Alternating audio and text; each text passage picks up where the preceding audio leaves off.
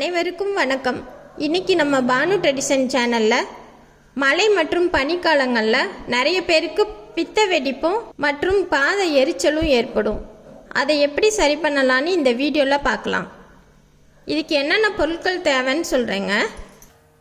நல்லெண்ணெய் 100 ml, தேங்காய் எண்ணெய் 50 ml, மெழுகுவர்த்தி 2, சின்ன மெழுகுவர்த்தினா 2 எடுத்துக்கோங்க, பெருசுனா 1 போதும். இது ஒரு எக்ஸ்டர்னல் யூஸ் தானேங்க, வெளிப்புற பூச்சுக்கு தான். வாங்க எப்படி செய்யலான்னு பார்க்கலாம். முதல்ல மெழுகுவர்த்தியை நூலை எடுத்துட்டு இப்படி உடச்சி வச்சுக்கோங்க. முதல்ல ஒரு பாத்திரத்தை இந்த மாதிரி சின்ன ஒரு இரும்பு செட்டியோ அல்லது சில்வர் பாத்திரமோ ஒன்று அடுப்பில் வச்சுக்கோங்க, காய வச்சுக்கோங்க. நல்லெண்ணெயை ஃபஸ்ட்டு ஊற்றிடலாம்.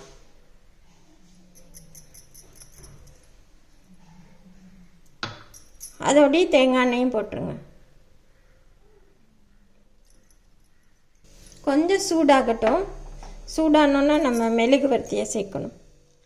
எண்ணெய் சூடாயிடுச்சுங்க. இப்போ நம்ம அந்த உடைச்ச மெழுகுவர்த்தியை சேர்த்துடலாம்.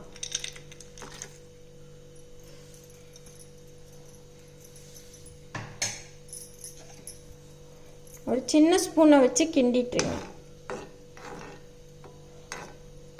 இது ரொம்ப கால் நம்மளுக்கு ரொம்ப சாஃப்டாயிரும். இதை நீங்கள் ரெகுலராக பூசிட்டு வரும்போது பித்த வெடிப்பு, பாத எரிச்சல் உடனடியாக ஒரு 2-3 நாளே உங்களுக்கு நல்லா சரியாயிருங்க.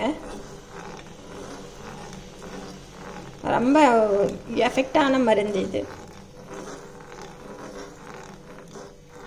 நல்லா முழுசாக கரைஞ்சி லேசாக கொதி வேற நிலைமைக்கு வரணும்.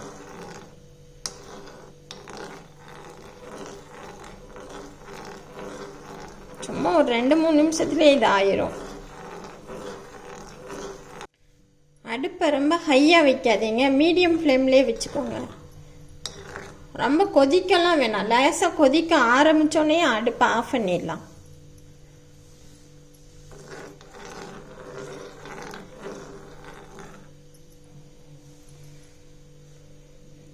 கொதிக்க ஆரம்பிக்குதுங்க, நான் அடுப்பை ஆஃப் பண்ணிடுறேன். அவ்வளோதாங்க, முடிஞ்சது. ஆற விடணும் இதை.